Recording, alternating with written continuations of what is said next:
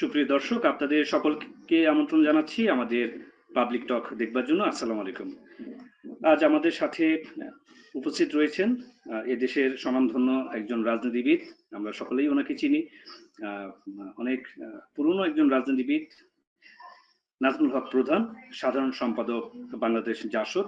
সম্মানিত অতিথিকে আজকে আমন্ত্রণ জানিয়েছি সমকালীন বিভিন্ন বিষয় নিয়ে কথা বলবার জন্য আমাদের সাথে এই পাবলিক টকে। জনাব নাজমুল হক প্রধান ভাই, আপনাকে স্বাগত আমাদের সাথে ধন্যবাদ যুক্ত হওয়ার জন্য। জেনেছেন যে আমরা জানি বিপ্লব পরবর্তী বাংলাদেশে একটি গণঅভ্যুত্থান সংঘটিত হয়েছে। 5ই আগস্টের বিপ্লবের পরে মোটামুটি আমরা একটি অস্থির ব্যবস্থার মধ্য দিয়ে যাচ্ছি।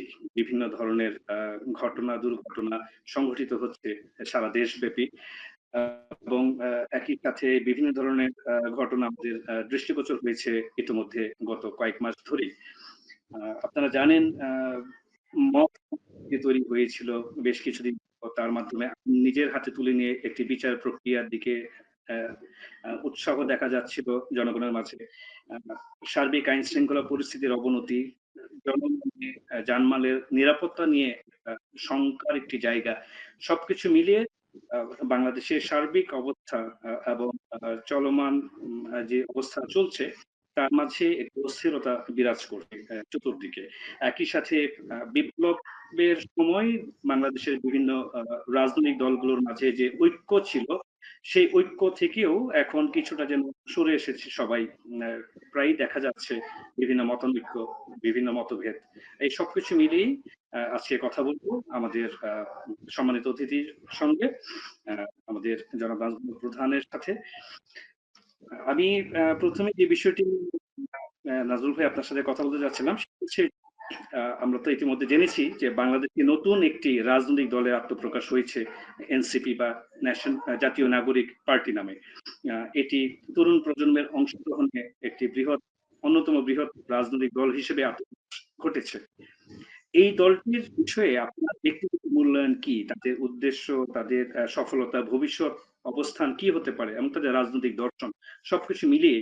এবং একই সাথে দিয়ে সম্পূরক প্রশ্ন আমার রয়েছে আপনার কাছে অভিনয়ের সাথে, সেটি হচ্ছে যে ইতিমধ্যে এই দলটিকে কিংস পার্টি অনেকেই বলছে বা তকমা লাগছে কিংস পার্টি।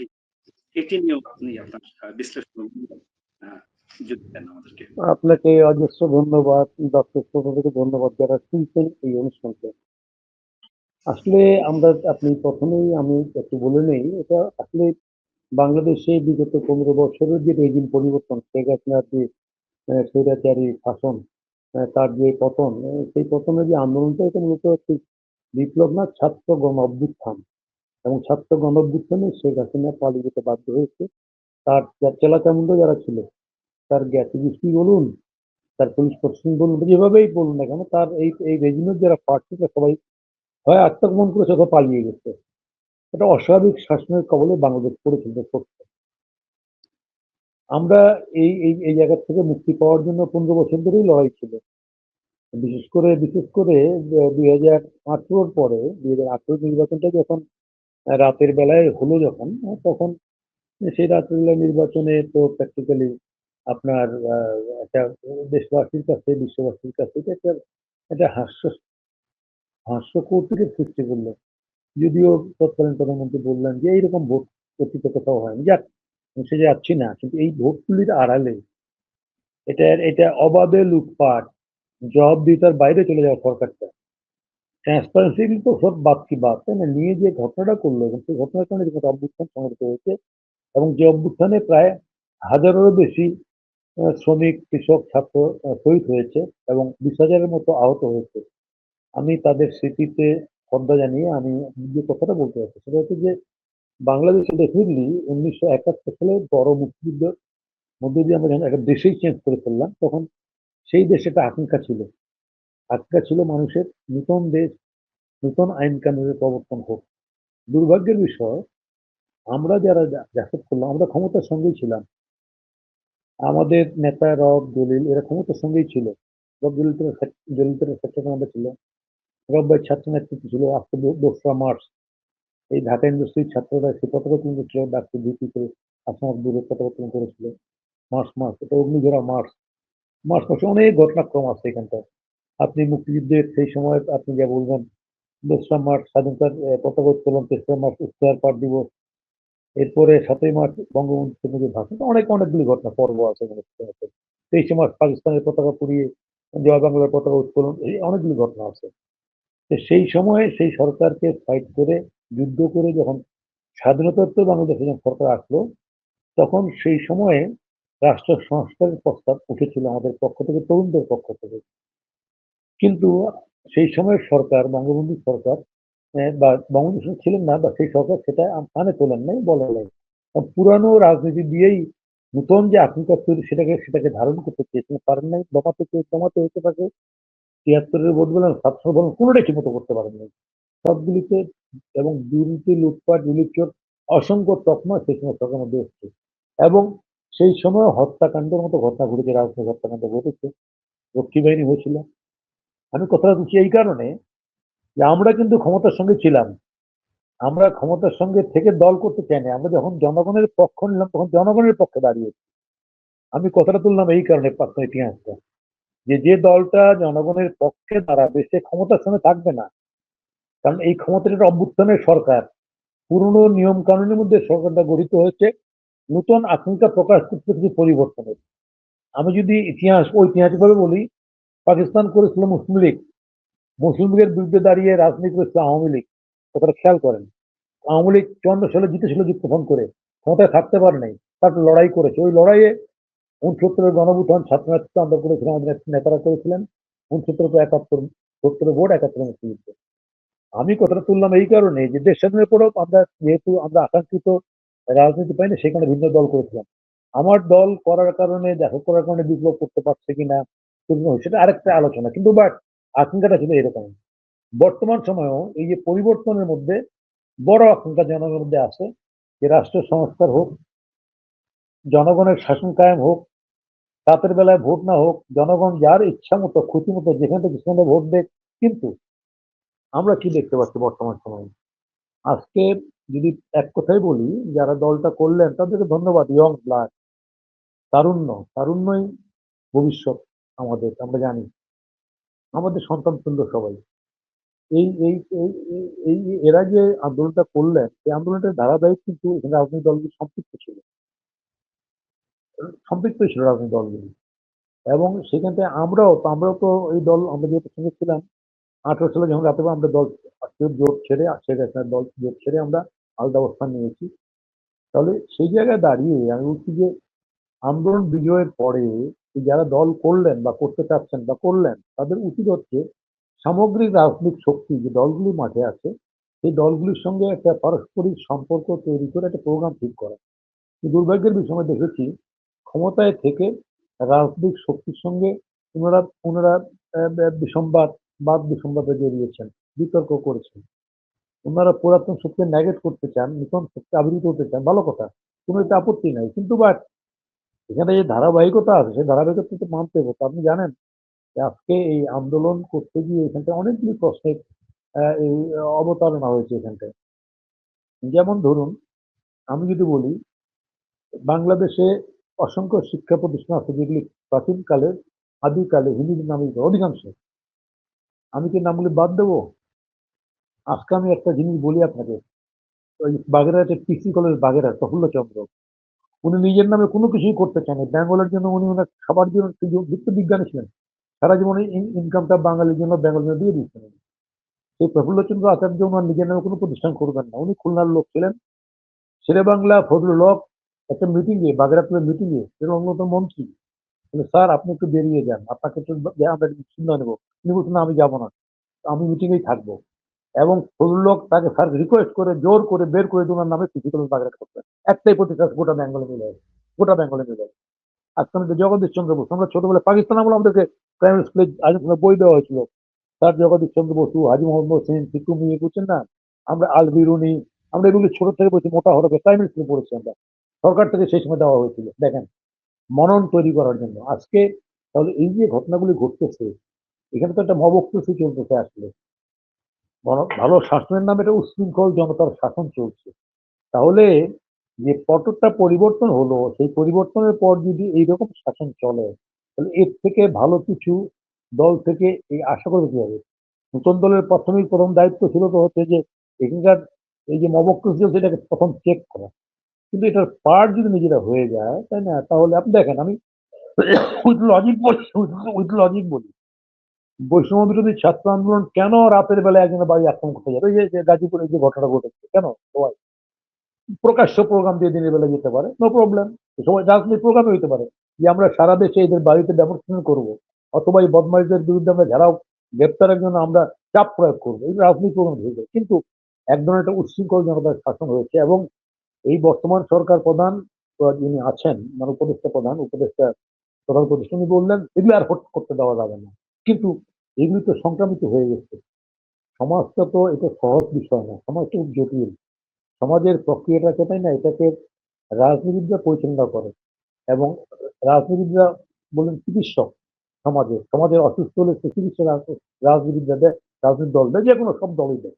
এবং রাজনৈতিক দলের এই দায়িত্ব হচ্ছে, যে কোনো দলের দেখবেন লক্ষ্য উদ্দেশ্য হচ্ছে সমাজের মঙ্গল করা, দেশ জাতির মঙ্গল করা। এনি পার্টি, যে কোনো পার্টি। ফলে কোনো পার্টি বিশৃঙ্খলতাকে অ্যালাউ করতে পারে না, সেটাকে উৎসাহিত করতে পারে না। আন্দোলনে দেখুন, আন্দোলন তো এখানটায় আপনার গোলাগুলি, মারামারি, পিটাপিটি, সেই সময় লঙ্কা কাণ্ড ঘটে গেছে, পৃথিবীর ইতিহাসে আছে এগুলি। এটাতে কিন্তু আমার কোনো আপত্তি নেই। কিন্তু 6 মাস পরে যখন এই ঘটনাগুলি যখন ঘটে নতুন করে, তাই না, তখন এই তো বিভিন্ন প্রশ্নের উদ্যোগ হয়েই মনের মধ্যে, যে আসলে আমরা যাচ্ছি কোথায়। ওই যে শামসুর রহমানের কবিতার মতো আর কি, উদ্ভট উটের পিঠে চলিছে তাদের, তাই না? সেই জায়গাটায় আজকে নতুন দল এসছে, আমি আহ্বান জানাই, আমি তাদেরকে ওয়েলকাম করি, স্বাগতম জানাই। কিন্তু বাট তাদের সেই প্রোগ্রাম বর্তমান মবকেশ থেকে উত্তরণের জন্য, প্লাস ভবিষ্যৎ কি করতে চান, ক্ষমতায় থেকে দল গঠন করছে এবারেই প্রথম না, অতীতও ভিন্ন রকম, ইনারা ভিন্ন রকম আন্দোলনের কারণে। তাহলে এই জায়গায় দাঁড়ায় কিন্তু আমাদের অতীতের সঙ্গে বিরাট পার্থক্য, ফারাক আছে। তাহলে সেই জায়গাটায় পাবলিক, নিশ্চয়ই জনগণ বিচার করবেন যে এই যে দল গঠনটা হলো, এই দলের লক্ষ্য উদ্দেশ্য এখনো জনমনে খুব পরিষ্কার না। যেহেতু পরিষ্কার না, সেই কারণেই কিন্তু এই সংশয়টা থেকে যাবে যে আসলে কি করবেন এরা। আমি চাই এটা ভালো প্রোগ্রাম দিক। আমি চাই বাংলাদেশ মুক্তিযুদ্ধের মধ্য দিয়ে এই যে অগ্নিঝরা মার্চ আজকে আসলো, নতুন দলের তো এই মার্চ নিয়ে প্রোগ্রাম হওয়া উচিত ছিল।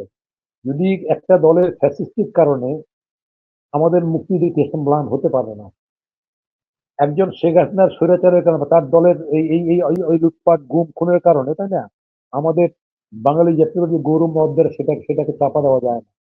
ঠিক তদ্রুপ আমাদের অতীত যেগুলি আছে, তাই না, অতীতের যেগুলি গৌরবের জায়গা আছে, সেটাকেও আমরা ম্লান করতে পারি না। বাংলাদেশের রাজনীতিতে ডেফিনেটলি এখানটায় আমরা যদি রাজনীতির হিসাব করি, আমি যদি 47 সাল থেকে ধরি, 47 সাল একটা পাকিস্তানের প্রেক্ষিত, ধরেন যে মুসলিম লীগ জন্ম হওয়ার পরে পাকিস্তান আন্দোলন শুরু হয়েছে, বা মুসলমান আন্দোলন শুরু হয়েছে।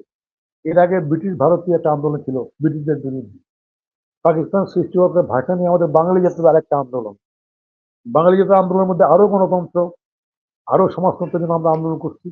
এটা বাদ দেয়, সমাজতন্ত্র নাই, আরো গণতন্ত্র, অসাম্প্রদায়িক সমাজ বা সাম্য সমাজ, বৈষম্যহীন সমাজ, এর জন্য লড়াই থাকবে, আছে। তো সেইখানটা দাঁড়িয়ে আজকের এই দল নতুন আশার আলো তৈরি করে, এটাই চাই আমরা, এটাই চাই। বাংলাদেশ এই মবক্রেসির থেকে, এই যে হটকারিতার থেকে বাংলাদেশ থেকে বের করে নিয়ে আসে। আমরা পূর্ণ রাজনীতিবিদ যারা আছি, বা রাজনীতি যারা করি, রাজনীতি কর্মী যারা আছি, যারা দল আছে, আমার ধারণা এই ক্ষেত্রে সমস্ত দল সহযোগিতা করবে। আমরা এখানটায় বাংলাদেশের রাজনীতিতে একটা বিষয় বিগত সরকার তৈরি করেছিল, মুক্তিযুদ্ধের পক্ষে বিপক্ষে। আমি এইভাবে বিভাজনটাকে ঠিক মনে করি না।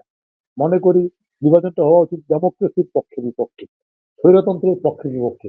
যদি এই বিভাজনটা হয়, তাহলে আমার মুক্তিযুদ্ধটাকে অস্বীকার করার কোনো জায়গা থাকে না, এবং আমরা এট দ্য সেম টাইম আমরা স্বৈরতন্ত্রকেও মোকাবেলা করতে পারি নতুন প্রোগ্রাম দিয়ে, নতুন উদ্যমে।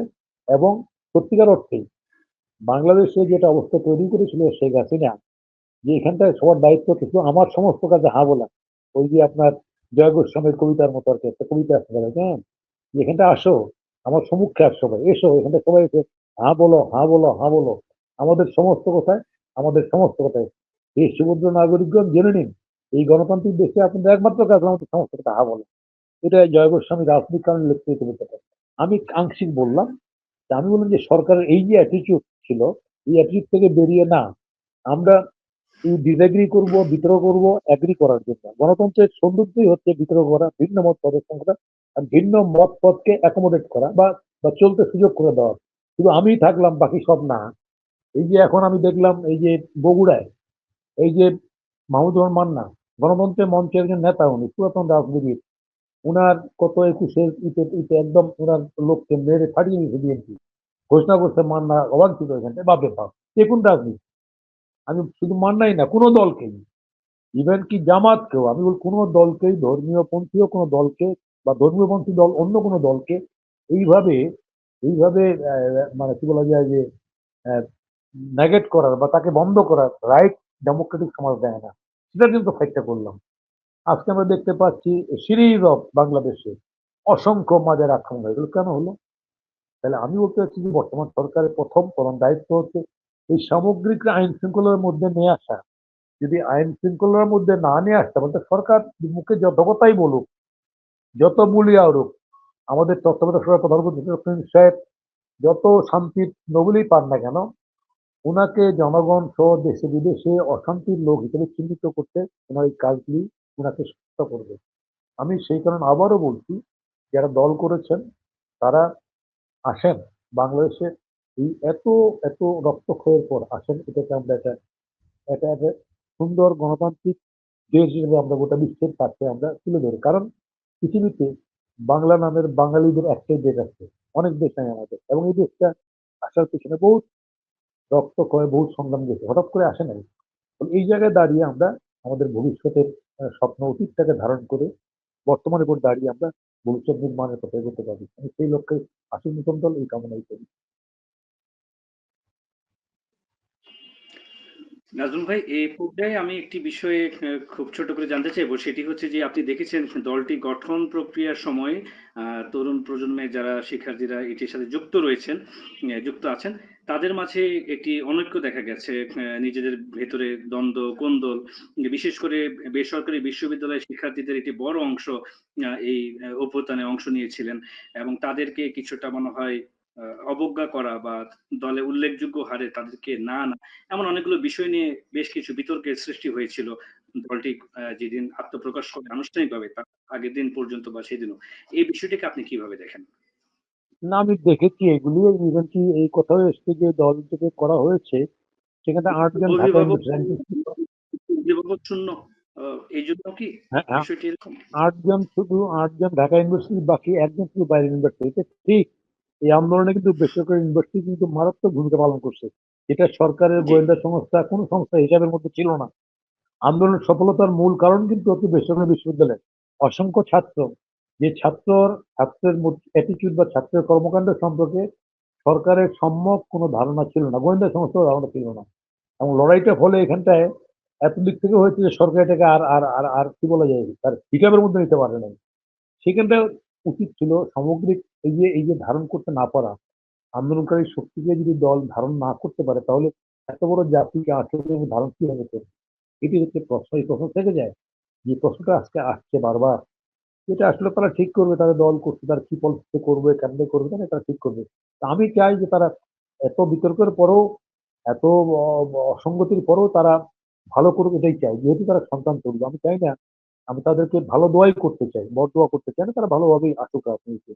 এই যে যতগুলো ত্রুটি ইতিমধ্যে জনসম্মুখে প্রকাশিত হয়েছে, সেগুলো নিরসন করুক, আসুক, এসে তারা রাজনীতিটাকে সুন্দর সৃষ্টিশীল করুক, এই কামনাই করতে চাই। এই দলটির বিষয়ে হচ্ছে বা বৃহত্তম যারা বাংলাদেশে এখন বর্তমানে রাজনৈতিক দলগুলো রয়েছে, আহ, বিশেষ করে এখন তো মাঠে রয়েছে বিএনপি, বাংলাদেশ জামাত ইসলামী, মোটামুটি বৃহত্তম রাজনৈতিক দল বিএনপি তো বড় একটি রাজনৈতিক দল।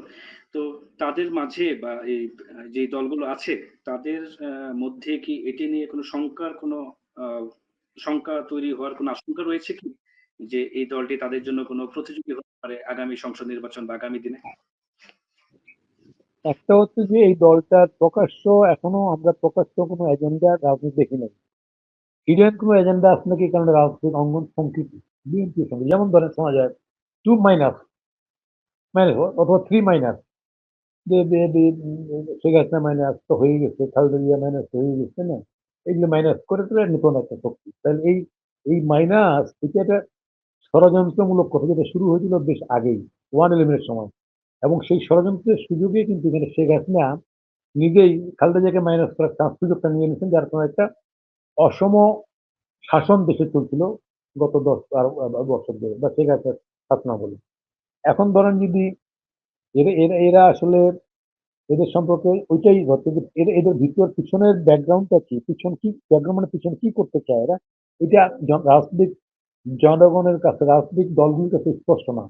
যার কারণে দেখবেন আপনি এরা কখনো কখনো আওয়ামী লীগকে কাউন্টার করতে গিয়ে রাজনৈতিক শক্তিকেই প্রতিপক্ষ বানিয়ে ফেলছে, বিএনপির সাথে বাকবিতণ্ডাটাও চলে আসছে। ইভেন কি আপনার এই যে জাতীয় নির্বাচন যেখানে একটা সমস্যা, সেই সমস্যা এখানটায় এরা বলছে আগে স্থানীয় সরকার নির্বাচন হোক, জামাত ওটার সঙ্গে সঙ্গে সুর মিলাইছে, ফলে ন্যাচারালি এই শক্তির সঙ্গে রাজনৈতিক শক্তির এখানটায় যেটা সমন্বয়ের প্রয়োজন ছিল, সমন্বয়ের থেকে কিন্তু একটি ডিস্টেন্স, দূরত্ব তৈরি হয়েছে সেই জায়গায়। এটা আসলে প্র্যাকটিক্যালি আমি এখনো, যেহেতু সরকারের এবং এখানটা ঘোষণা অনুযায়ী যে 8 মাসের মধ্যে নির্বাচন, যেটা সেনাপ্রধান বলছেন আর কি, ডিসেম্বর, যদিও এই কি তথ্য উপদেষ্টা, তথ্য সচিব মাঝে মধ্যে কূটনীতির মতো কথা বলেন যে কম সংস্কার হলে তাড়াতাড়ি হবে, বেশি নাকি দেরি হবে, ইত্যাদি ইত্যাদি। তারপর আমি আশা করতে চাই যে সামনের এই সালের ডিসেম্বরের মধ্যে বাংলাদেশ নির্বাচনটা হবে। কারণ নির্বাচন না হলে জবাবদিহিতার গভর্নমেন্ট থাকে না। গভর্নমেন্ট না থাকলে যা হয় আর কি, ওই ছেঁড়া গরু যেমন আর কি, যা ইচ্ছে তাই খায়। এই সরকারকে অবশ্যই ছেঁড়া গরুর মতো আর কি। কোনো ডেফিনিট পলিসি নেই। এবং আমার জানা মতে একটা নির্বাচিত সরকার না হলে আমাদের ফরেন প্রতিবেশী, আমাদের প্রতিবেশীর বাইরে যে সমস্ত দেশগুলির সঙ্গে সম্পর্ক আমাদের আছে, বা আমাদের উন্নয়নের পার্টনার, এখন ডেভেলপিং পার্টনার যাদেরকে বলে, তাই না, তাদের সঙ্গেও একটা নির্বাচিত গভর্নমেন্ট ছাড়া ডিল করা অসুবিধা হবে। সেই ক্ষেত্রে নির্বাচনটা দ্রুতই হওয়া উচিত। যদিও সরকারের কর্মকাণ্ডে জনমনে এই বিশ্বাস আছে যে ইউনূস সাহেব ভোট তাড়াতাড়ি করবেন না, এটা পাবলিক মনে করে। আমি এলাকায় যাই, প্রতি মাসেই যাই, কিন্তু পাবলিক মনে করে যে ভোট ভোট তো হবে না, ভোট দেরি হবে কেন, বলে এরা দল গঠন করবে, ঠিকই দল গঠন করলো, এরা আগে স্থানীয় সরকার নির্বাচন করবে, করতে পারবে কি না I don't know, but that trying. অনেক রকম কথা এসছে, যেমন প্রথমে 17 বছরের ভোট, আমরা জানি আমাদের দেশে ভোটাররা মানে 45 বছরের নিচে, 18 থেকে 35 বছর, এদের 60% ভোটার হচ্ছে এই বয়সে, তরুণ। ফলে এই তরুণ ভোটাররা, ন্যাচারালি তরুণ ভোটাররা দেশের মঙ্গল চাবে, ভালো চাবে, এটাই কামনা করি। আন্দোলনে এই তরুণরাই নেতৃত্ব দিয়েছে, এটাও আমাদের জন্য ভালো। তো সেই জায়গায় সেই কি প্রোগ্রাম নিয়ে ভোটের মাঠে আসবে, কত দ্রুত আসবে, তার উপর নির্ভর করছে আমাদের জাতির মঙ্গল। এখন দ্রুত না এসে যদি সময় লিঙ্গারিং করে, সেই ক্ষেত্রে প্র্যাকটিক্যালি দেশের মধ্যে আরো অস্বাভাবিক পরিবেশ তৈরি হতে পারে। যেমন আমি বলি, এই যে কথাটা স্থানীয় সরকার আগে নির্বাচন হবে, আমার এলাকার জামাতে ইসলাম গেছিলেন মিটিং করতে, আমি, ওনারাও বলছে না আগে আমরা এইটাই চাই। আমরা উপদেষ্টা প্রধানমন্ত্রী বৈঠক করলাম, সেখানটাও জামাত বললো যে না আমরা আগে স্থানীয় নির্বাচন চাই। প্র্যাকটিক্যালি জাতীয় সমস্যা হচ্ছে জাতীয় নির্বাচন। স্থানীয় সরকার নর্মাল নির্বাচনের সময় আপনি যদি দেখেন, দেখবেন আপনি যে সারা দেশে কি পরিমাণ মাইতি স্থানীয় সরকার নির্বাচন, কারণ এটা একটা এলাকার কর্তৃত্ব, পারিবারিক কর্তৃত্বর মধ্য দিয়ে ভোটটা হয়, এই পরিবার না ওই পরিবার, একটা আশেক পরিবার থাকে এখানটায়, এবং ভোটে মারামারি হয়, কিলিং হয়ে, প্রচুর ঘটনা ঘটে। তো সেই জায়গায় আপনার তাহলে কেন আগে এটা চাওয়া হচ্ছে, এটা হলো একটা বিরাট প্রশ্ন। আইয়ুব খান একটা দল গণতন্ত্রের নতুন মডেল দিয়েছিল, আইয়ুব খান আমরা জানি, এটাকে বলে হচ্ছে বেসিক ডেমোক্রেসি, মৌলিক গণতন্ত্র। এই যতগুলি এগুলি হবে ইউনিয়ন পরিষদের ভোট, এরাই হবে আমার ক্ষমতার ভিত্তি, এবং তাদের ভোট নিয়ে আমি প্রেসিডেন্ট হবো, এবং করেছিলেন উনি বেসিক ডেমোক্রেসি। সেই উন্নয়নের দাসক করতে উনি আওয়ামী লীগের ভাগ করেছিলেন, মুসলিম লীগের ভাগ করেছিলেন, করে উনি একটা পোর্শন নিয়ে উনি 10 বছর হারিয়েছেন, তারপর তো বিদায় হয়ে গেছে। আমি এখন বলতে চাচ্ছি যে এইগুলি না তাকিয়ে আমাদের প্রথম প্রধান কাজ হচ্ছে কিভাবে একটা ক্রেডিবল, কিভাবে একটা সবার অংশগ্রহণ নির্বাচন নিশ্চিত করা যায়, যে নির্বাচনে একটা পাবলিক তার ভোটটা সে একদম তার ইচ্ছা মতো সে প্রয়োগ করতে পারবে। আমি এলাকায় যাই, বুঝছেন, আমাকে বলে পাবলিক যে ভাই বিএনপিতে এবার ভোট করতে দিবে না, বলে কেন, বলে পুলিশ চুপচাপ থাকবে, সিল দিয়ে নিয়ে নিবে, আমার পার্টি নিবে, ধর এরকম পারবে না, কয় না আপনি জানেন না, দেখেন না এখন কি করতেছে, এখন কি করতেছে। তাহলে এই যে প্রশাসন তার মেরুদণ্ড সোজা করে দাঁড়াতে পারছে না, এটা প্রথম দায়িত্ব তো সরকারের। প্রশাসনটাকে যদি ওই ক্ষমতার সঙ্গে ব্যবহার করতে যে দলের সঙ্গে, তাহলে ওই প্রশাসনটা একই ব্যবহার করবে, একই ব্যবহার করবে, একই হয়ে যাবে। তাহলে এই দেশটা, আমাদের দেশটা 53 বছর পার হওয়ার পরে এখন একটা রাষ্ট্র হিসাবে একটা সিটিজেনারি বলি, একটা হলে আত্মপ্রকাশ বা দাঁড়াতে পারলো না। এই ব্যর্থতার দায়িত্ব তো শুধুমাত্র আওয়ামী লীগকে দেওয়া যাবে না, সবাইকে নিতে হবে। কারণ এখানটা আজকে আওয়ামী লীগের যে লোকগুলি বা যে নেতাগুলি, এদেরও একসময় ত্যাগটা ছিল, কিন্তু শুধুমাত্র ক্ষমতাটাকে পুঁজি করে, অর্থবিত্ত বানানোর একটা মাধ্যম করে এবং দীর্ঘদিন ক্ষমতা থাকার উত্তরাধিকার সূত্রে, পৈতৃক সূত্রে ক্ষমতায় থাকার চেষ্টা করে আজকে এই জায়গায় নিয়ে আসলেন। এবং এটা ঠিক, বঙ্গবন্ধুকে শেখ হাসিনা যেইভাবে দেবতার আসনে প্রতিষ্ঠিত করতে চাইলেন, এইভাবে একটা নেতৃত্বকে প্রতিষ্ঠিত করা তো যায় না, বরঞ্চ তার মানে কি বলা যায়, সে জনগণের কাছে হেয় হয়ে যায়, যেটা শেখ হাসিনা করেছেন, বুঝে হোক না বুঝে হোক। আমার ধারণা উনি যে কাজগুলি করেছেন সেখান থেকে শিক্ষা নিয়ে, আমাদের এই শিক্ষাটা শুধু শেখ হাসিনার না, আমাদের গোটা ন্যাশনালটার শিক্ষা নিয়ে আমরা এখন যারা দেশ পরিচালনা করতে চাচ্ছি বা যারা পরিচালনা করছি, তাদের সেগুলি খেয়াল রেখে আমাদের আমাদের কাজগুলি করা উচিত। না হলে কিন্তু আমরা আরো কি বলা যায় যে গভীর গর্তের মধ্যে পড়ে যাবে, যে গর্ত থেকে উঠা হয়তো আর কখনোই সম্ভব হবে না। আমরা সবাই খাদের কিনার দিয়েই হাঁটছি এখন। এটা খুব বড় করে ক্ষমতায় আসি দেখে খুব বড় করে ভাববার কোনো সুযোগ নেই। আমরা খাদের কিনার দিয়ে হাঁটছি। ফলে এখানটা যদি আমাদের হুঁশ না হয়, সম্বিত ফিরে না পাই, তাহলে আমাদের জন্য গোটা জাতির জন্যই বিপদ অপেক্ষা করতেছে। আমরা জানি এটা 800 কোটি দেশের লোক, অসংখ্য লোক। আপনি জানেন, আমি আমি দেখেছি কিছু, আমি এবার এলাকায় গেলাম, আমাদের বাড়ির পাশে করোনার সময় একটা মার্কেট হয়েছিল গ্রামের মধ্যে, এবং সেইখানটায় মার্কেটের আশেপাশে পাকা ঘর টর দোকান টোকান হয়ে গেছিল। আমি এবার আমার সাথে কয়েকজন লোক দেখা করতে এসছে সকালে, তো মনে করলো যে ওইদিকে নিয়ে এখানে চা খাই, যাওয়া হয়নি, মার্কেটে যাই। 4-5টা চায়ের দোকান ছিল, দেখি সব দোকান বন্ধ। দোকান বন্ধ কেন? একটা দোকান ফ্লাক্সে চা রাখে ওই পাশে, ও চা দোকান করছে না, ওর নর্মাল সে বিস্কিট আছে ওইটাই খোলা, ও চা রাখছে ফ্লাক্সে থেকে গরমে। কি ব্যাপার, দোকান বন্ধ কেন, দোকান খোলে না? কয় যে দোকানে বেচা বিক্রি নাই, বাকি এই জন্য দোকান সব বন্ধ। অথচ আমি সেখানটায় জম্পেশ, মানে কি বলবেন, সন্ধ্যার সময় সকালে তো এভরিডে লোক, আর দোকানও পাকা দোকান হয়ে গেছে, কিন্তু এখন কি অবস্থা, মানে ফিনান্সিয়ালি কিন্তু মারাত্মক খারাপ অবস্থায় চলছে দেশ। নতুন কোনো চাকরি বলেন, নতুন কোনো ব্যবসা বাণিজ্য, ইভেন কি পুরাতন ব্যবসা বাণিজ্য বসে আছে, কিন্তু বিরাট একটা এর মধ্যে আছে আমরা। তো সেই জায়গায় শুধুমাত্র দলবাজি করে, ক্ষমতাবাজি করে আমি যদি মনে করি আমি এটাকে ওভারকাম করে ফেলবো, তাহলে তো হবে না। এর জন্য সবার অংশগ্রহণটা নিশ্চিত করতে হবে, টলারেন্সটা সর্বোচ্চ টলারেন্স শো করতে হবে। সর্বোচ্চ টলারেন্স শো না করতে পারলে আমাদের দেশটা এগোবে না। আমি ছোট্ট একটা ঘটনা বলি, আমার খারাপ লাগছে আমার। রফিকুন নবী রণবী বাংলাদেশের বিখ্যাত কার্টুনিস্ট, আর্ট টিচার, উনি টিচার। একটা প্রোগ্রামে গেছিলেন উনি। উনার আওয়ামী লীগের সঙ্গে উনি লুটপাটও করে নাই, খুনও করে নাই, আওয়ামী লীগের সঙ্গে ইনক্লাইন ছিল, ছিল বহু অসংখ্য লোক ছিল, শত লক্ষ লক্ষ লোক ছিল। উনাকে ওই কেমনি স্টেশন নামিয়ে দিল। এটা তো, এটার নাম তো বিপ্লব না, তো আন্দোলন না তো। এই ঘটনাগুলি কিন্তু সমাজকে, কিন্তু এই ঘটনাগুলি আপনার আপনার কি বলা যায় যে নানা চিন্তায় চিন্তায় ফেলে দিচ্ছে যে আসলে আমরা যাচ্ছি কোথায়। আমি এটা বললাম, আমার সঙ্গে আওয়ামী লীগের সমস্ত যারা লোক আছে তোমার বিচার করে শেষ হয়ে যাক, কোনো আপত্তি নেই, কোনো আপত্তি নেই। কিন্তু বাট আজকে একটা লোক আওয়ামী লীগকে ভোট দিচ্ছে, অথবা একটা লোক আওয়ামী লীগ পরিবারে ভোট দেয়, তাই না, সেই কারণে সে এখানটায় হ্যাকেলড হয়ে যাবে, তাই না, এটা তো হইতে পারে না, এটা হইতে পারে না। আজকে শিক্ষাঙ্গনে বলেন, আজকে সমাজ জীবনে সমস্ত জায়গায় আজকে এই ঘটনাগুলি, এই প্রবণতা লক্ষ্য করা হচ্ছে।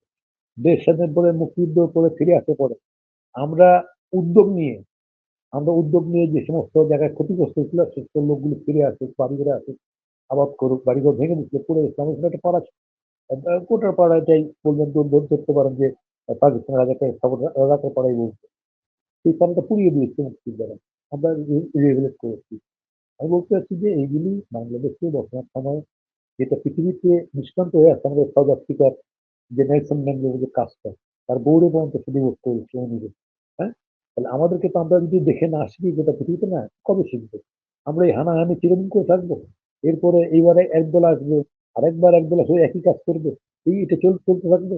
হ্যাঁ, আমাদের আদিতে যদি বলি, সেই সময় এই যখন এখানটায় সিরাজদৌল্লাদের শাসন ছিল, সেই সময় এখানটা এরকম হয়েছে যে এই যে ঢাকার আপনার কি যেন বলে আগা আগা আগা আগা ছিলেন যে আগা, ওনারা ছিল, ওনার নামটা পুরো নামটা ভুলে গেলাম। উনি উনি ছিল ঢাকার মূল লোক, তখন গভর্নর শোয়া বাংলার সেই সময়। ওনাকে বাদ দিয়ে রায়দুল্লভকে করতে বিক্রম করলো। রায়দুল্লভ এসে রাতারাতি সমস্ত কিছু দখল করলো ব্যস্ত অনেক জন সেই সময়।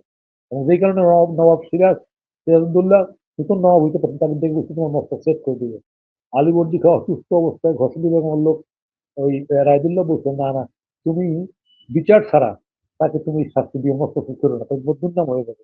এই তারপরে তো তারা তো আর ঢাকা থেকে ওই যে মতিঝিল মানে মুসলিম চলে গেল, আমি চলে গিয়ে কাশিম বাজারে তারা ষড়যন্ত্র শুরু করি। আমি বলতে চাচ্ছি যে এই ধরনের ঘটনাগুলো যদি রিকনসিলেশন না হয়, হ্যাঁ একটা ঘটনা তো হয়েছেই, ডিপিটেড ফোর্স ডিপিটেড। এখন সেটাকে আমি কিভাবে আমি এটাকে কিভাবে আমার চোখের সঙ্গে নিয়ে আসবো, সেই সেই সেই কৌশল সেই ব্যবস্থা তো আমার নিতে হবে তো। আমি যদি এটা বাস করানোর থেকে আমি কি আজকে এই আধুনিক দুনিয়ায় ওটা একসময় গেছে, আমি কি মেরে ফেলতে পারবো এগুলিকে, যে না এগুলো সব মেরে চুরমার করে দাও, শেষ করে দাও? না, পারবো না। সমুচিত হবে না। তাহলে তাহলে কিভাবে এই সামগ্রিক অবস্থা থেকে সাজাও পেলো, ক্ষতিগ্রস্ত হলো, বাকি জনজীবনে স্বস্তি ফিরে আসে, সেই চিন্তাটা আমাকে করতে হবে তো। যদি না করি তাহলে আমি বর্তমান এই নতুন দল বলেন, নতুন ক্ষমতা বলেন, কিছুই অবশ্যই থাকবে না। এটা কিন্তু ঠিক। বর্তমান সময়ে কিন্তু এটা অস্বাভাবিক সময় দেশে যাচ্ছে। এখানটায় আমরা তো আপনারাও সমাজে চলাচল করেন, আমরাও তো চলাচল করি সামগ্রিক সমস্ত জায়গায়। এই যে ঘটনাগুলো দেখবেন, পুলিশও দেখলাম পিটুনি খাচ্ছে পাবলিকের, পুলিশের বিরুদ্ধে মব তৈরি, চাঁদার জন্য এরকম ঘটনা তো আসছে পত্রিকায়, আজকের সমকালেই তো আসছে এই ঘটনাগুলি। এই ঘটনাগুলি এই যে কয় না মর্নিং সবজি ডে, একটা দুটা ঘটনা দেখে আমরা যদি এখনো যদি আমাদের হুঁশ না হয় তো হুঁশ কবে হবে? আমি সেই জায়গাটাই সবাইকে দৃষ্টি নিবদ্ধ করার জন্য আমি অনুরোধ করতেছি এই সংকট থেকে উত্তরণের জন্য।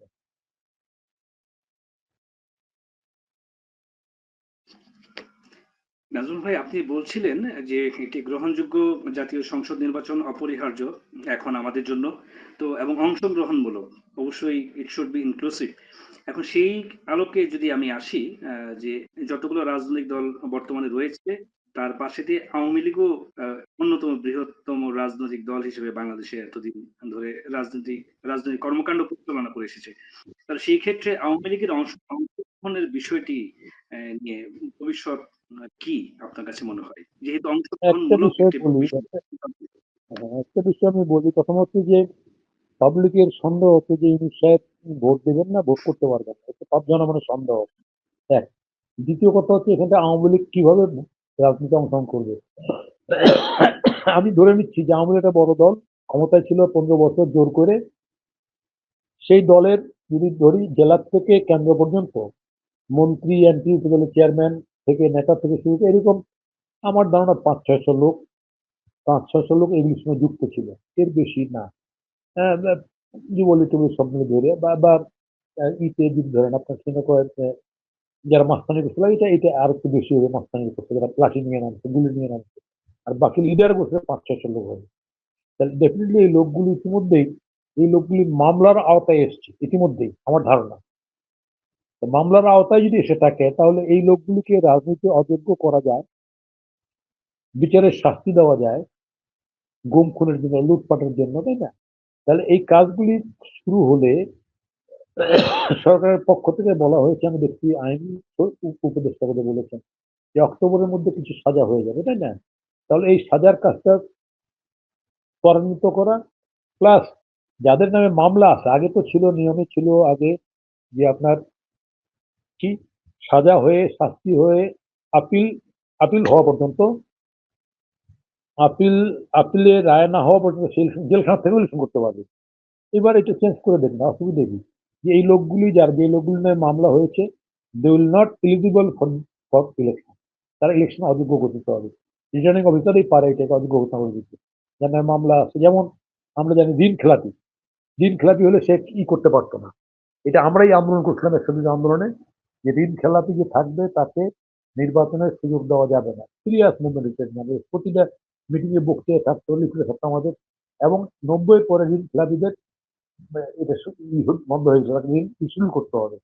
তো মজার ঘটনা হচ্ছে এটা পরে 5% করছে, 5% ইস্যু করে সে ভোট করতে পারবে। আওয়ামী লীগ আইসে এটা 2% করে দিচ্ছিল, বুঝছেন না? মানে না থাকলেই নয় আর কি, লুটপাটে এত সুযোগ দিচ্ছিল আওয়ামী লীগ। তাহলে এই সমস্ত বিষয়গুলিকে ইজিলি এগুলিকে আপনার আইনের আওতায় এনে এগুলি সর্ট আউট করা যায় যদি সদিচ্ছা থাকে। এগুলি আমার ধারণা কঠিন কোনো বিষয় না। আমার থেকে অনেক বড় সমস্যা ছিল সাউথ আফ্রিকায়, বুঝছেন না? অনেক অনেক বিশাল সমস্যা। সেটা তো দৃষ্টান্ত আমাদের কাছে আছে। আরো অনেকগুলি দেশে সমস্যা ছিল, নেতৃত্ব সে পারছে। আবার এটাও ঠিক, আবার কোনো কোনো দেশে নেতৃত্বের কারণে, যেমন আপনি মিশরে বলেন মুর্শিদে তোমায় রেখে লাগবে, বুঝছেন না? আপনি পুরনো প্রাচীন ঐতিহ্যের দেশ মিশর, ইসলামিক পারলো না। আপনার নেপাল, এত কিছুর পরে নেপালটা ধারায় যেতে পারলো। আমাদের পাশে যে নেপাল, আমাদের দেশের সংবিধান করে গিয়ে সেখানে সংবিধান প্রণয়নে নির্বাচনে সহায়তা করছে, সেখানটা চমৎকার ভাবে আজকে দাঁড়িয়ে গেছে। এবং ভারতের যার সঙ্গে ফাইট করে বলতে গেলে, আমি সেখানে বলতে চাচ্ছি, আমরা এই বাঙালিরা আমাদের ক্রিয়েটিভ, আমরা অসংখ্য আমাদের আমাদের দুর্যোগ আমরা মোকাবেলা করতে পেরেছি, প্রাকৃতিক দুর্যোগ বলে, রাজনৈতিক দুর্যোগ বলে, আমরা পেরেছি। আমরা এটা তো ছাত্রশিক্ষার মতো সহজ সরল বিষয় ছিল না, আপনি জানেন দেখবার ছাত্রশিক্ষা মানে ত্যাগ করে এক শিক্ষার লোক অন্যদিকে যাওয়া, তাই না? তারপরে যারা রয়ে গেল, তারা থেকে গেল, তাদের মধ্যে মারাত্মক একটা মানসিক যন্ত্রণা কষ্ট থেকে গেছে, থাকতে হয়েছে। তাহলে এই ন্যাশনটা কেন পারবে না এটা ভালো কাজ করতে? তার জন্য রাজনৈতিক নেতৃত্বের সঠিক মনোভাবটা হচ্ছে প্রধান। যদি এখানটা যদি পার্সোনাল জিজ্ঞাসা, মানে পার্সোনাল কি বলা যায় প্রতিহিংসা যদি চরিতার্থ না করতে চায়, তাই না? তাহলে এখানটায় এটা ইজি। যেমন আমি মনে করি ডক্টর ইউসুফ, হ্যাঁ ওনাকে তো এটা ঠিক 8 তলা পর্যন্ত হাঁটায় তুলছে, এটা খারাপ কাজ করছে। এখন উনি যদি মনে করে যে না আমাকে এইভাবেই শোধ নিতে হবে, তাহলে তো হবে না। শোধ শোধ সমাজের জন্য যেটা দরকার সেটা না, এটা তো সমাজ নিবে এবং রাষ্ট্র নেবে সেটা। যে লোকগুলি, কোনো দল বলছে না এই লোকগুলোকে ছেড়ে দেয়, এই লোকগুলির শাস্তি হওয়ার পরে আওয়ামী লীগ তার মার্কা নিয়ে যদি ভোট করতে পারে, তো আসবে ভোট করতে, তো কোনো সাধারণ লোক। কিন্তু এটার জন্য কোনো ব্যান্ড আরোপ করার কোনো প্রয়োজন আছে বলে মনে করি না। আওয়ামী লীগের দল অসংখ্য আছে, তাই না? এই লোকগুলি সাজা হওয়ার পরে কেউ যদি আসে নৌকা মার্কা ভোট করতে, বা ওয়েলকাম আসবে সে। সেই যদি জনগণের সঙ্গে দাঁড়িয়ে ভোট চাইতে পারে, চাবে, কেউ অসুবিধা নেই। কিন্তু আমরা এই যে দলগতভাবে, আমার দলের পজিশন দলগতভাবে মনে করি না যে একদম ব্যান করে দিতে হবে। কারণ ব্যান করার পরে এটা কিন্তু ব্যাকফ্লপ যেটা আসবে, সেটা আমরা এখন টোটালি আননোন টু আস, এরপরে কি হবে আমরা জানি না। ফলে এইসব কিন্তু না করাই ভালো হবে বলে মনে করি।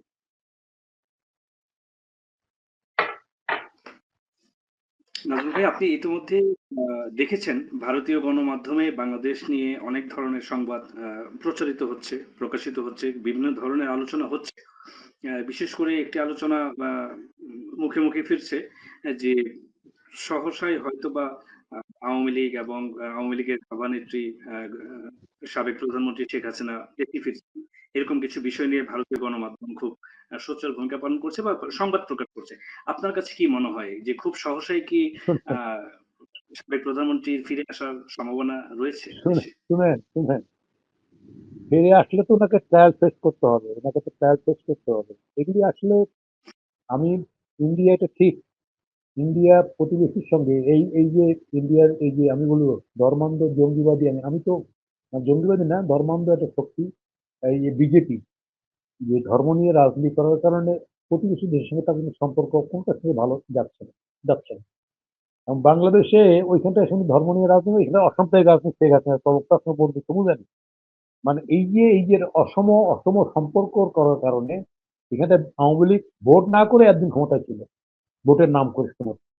যদিও একটা গবেষণা আছে গোটা পৃথিবীতে এখন কিন্তু ভোটের এটাকে বলে ইলেকট্রাল টাইরানিক্যাল গভর্নমেন্ট, মানে ভোটটা দেখিয়ে একটা স্বেচ্ছাচারী সরকার ক্ষমতায় থেকে যাচ্ছে। এগুলি ধরেন চায়না বলেন, রাশিয়া বলেন, আরো অনেক দেশ। এবং বাংলাদেশ ওই প্রক্রিয়া শেখ হাসিনা হাঁটা শুরু করছিল, মনে করছিল অ্যাকচুয়ালি সর্বপ্রথম ওরা আছেই। এখন এইখানটায় যেহেতু এই গভর্নমেন্টে এইভাবে পতন হলো, আমার ধারণা এটা সবচেয়ে বেশি দুঃখ পাইছে মোদীজি। খুব ক্ষতি, উনি খুব অসন্তুষ্ট হয়েছে। এবং ইন্ডিয়ান যে সমস্ত সাপোর্ট ছিল সেই আপনার পক্ষে, তারা দুঃখ পেয়েছে। ফলে তারা এখানটায় আমাদের দেশ সম্পর্কে এরকম তারা কল্পকাহিনী প্রচার করবে, এটি স্বাভাবিক। ফলে এগুলিকে আমলে না নিয়ে বরঞ্চ আমাদের সরকারের যে দায়িত্ব সেটা হচ্ছে যে আমাদের যৌক্তিক যে কাজগুলি এখন দরকার, বিচারের কাজটা একদম র্যান্ডম করা উচিত। এবং শেখ হাসিনা যদি ফেস করার জন্য আসতে চায়, লেট হিম কাম, এটা ভয়ের কিছু নেই, কোনো কারণ নেই। একটা শেখ হাসিনা এত পরাক্রমশালী স্বৈর শাসক ছিল এবং সেইভাবে চলে গেল, পলায় গেল, তার আত্মীয়রা তো আগেই চলে গেছে জ্ঞাতি গোষ্ঠী। অনেকে আওয়ামী লীগের মন্ত্রীরা বলে না পলায়ন, তাকে পাঠায় দেওয়া হয়েছে। তো পাঠায় দেওয়া হলে তাদের আত্মীয় স্বজনটা কে পাঠাইলো, তাদের আত্মীয় কে পাঠাইলো, ওরাও চলে গেল। ওই যে পাঁচশো ব্যারিস্টার পাঁচশো মজা করে বলতাম দেখছি ইউটিউবে যে শেখ পরিবারের একমাত্র তুমি আছো শেখ হিসেবে, আর কেউ নাই, সব চলে গেছে। এই যে চলে গেল সবাই, কেন গেল? এবং সবারই বিদেশে সবারই স্থাপনা আছে, অর্থ লুটের শেখ হাসিনার ছেলেকন মেয়েছেন সবার বন্দোবস্ত আছে বাইরে। তাহলে সেটা সেটা যদি হতো তাহলে থাকতে যদি পারতো এখানটা, তাহলে এরশাদের মতো, এরশাদ যেমন আপনি খেয়াল করেন একটা স্বৈর শাসক মিলিটারি শাসক, তাকে স্যালুট করে সে আমাদের আন্দোলনের কাছে নথি স্বীকার করে পদত্যাগ করে সে জেলে যাওয়ার রিস্ক নিচ্ছে এবং 6.5 বছর আপনাকে জেলে ছিল। এটা মিলিটারির সাথে যদি এটা করতে পারে, শেখ হাসিনা করতে পারলো না কেন? শেখ হাসিনা যখন আন্দোলনটা হয়েছে, এরকম হয়েছে মারামারি লোক, হ্যাঁ, তখন তো বুঝতে উনি বক্তৃতা দিচ্ছে, উনি বলতে yes it is my fault, let me take in jail, আমি আমি রিজাইন করলাম, গভর্নমেন্ট বাতিল করলাম, আমাকে জেলে নিয়ে গেলাম। তাহলে না বুঝতাম যে হ্যাঁ, বাপের বেটি, বঙ্গবন্ধুর বেটি। করেন নাই। কারণ করেন নাই কেন? ওই যে লুটপাটটা করছেন, মদতটা দিচ্ছেন লুটপাটের সবাইকে, ফলে এই লুটপাটের কারণে উনি উনি এটা করতে পারেন নাই। ফলে আজকে যারা এটা প্রচারণা করছে, তারা একটা ষড়যন্ত্রের রাজনীতিকে উৎসাহিত করতে চায়। কিন্তু বাংলাদেশের জনগণ অতীতেও অনেক ষড়যন্ত্র ফেস করছে, এটাও ফেস করতে পারবে বলে আমার বিশ্বাস। ফলে এ নিয়ে কি বলা যায় যে হওয়ার কোনো দরকার নেই, উদ্বিগ্ন হওয়ার কিছু নেই আমাদের, আসলে তো আরো ভালো। বুঝতে পারছি। নাজমুল ভাই, একদম থ্যাংক ইউ শেষের দিকে নাকি আমি আর কাট আপনাকে, না, আমি একদম আমি একটি বিষয় শুধু জেনে সমাপনী টানবো।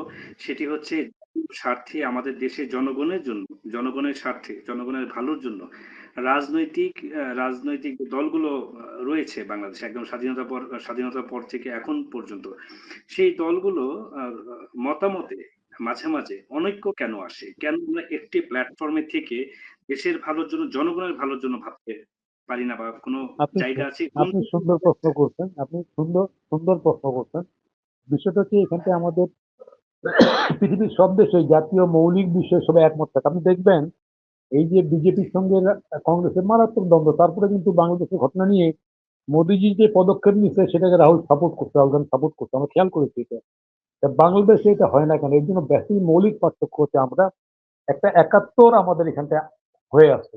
এই একাত্তরটাকে দেখার ক্ষেত্রে দৃষ্টিভঙ্গিগত মারাত্মক পার্থক্য এখন আছে। আপনি দেখতে পাচ্ছেন কৃষ্ণাকে ছাত্র শিবিরের একটা বুকলেট তৈরি করার ক্ষেত্রে সেখানটায় কি লেখা হয়েছিল এবং যেটা নিয়ে বিতর্ক হওয়ার পর একটা উজ্জ্বল করছে।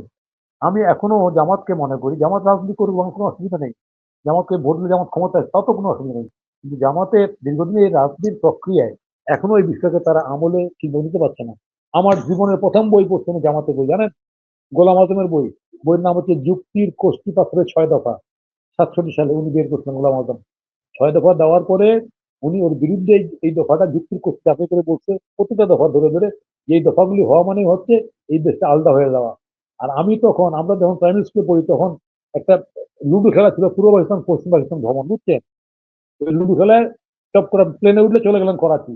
আর যদি প্লেনে না যে শিপে গেলেন, শিপে পড়লে তাই না, তাহলে ওই সাপ খাওয়া, সাপ লুডোর মতো, আর বুঝছেন না, আপনি পরে বহুদূর আপনি, হ্যাঁ, আস্তে আস্তে গেলেন। এই লুডো খেলা ছিল। আমি দেখলাম যে এত দূরের দেশ সঙ্গে আমরা কি জন্য এক হয়েছিলাম, আমরা কেন এক হয়েছিলাম? শুধু ধর্মের কারণে।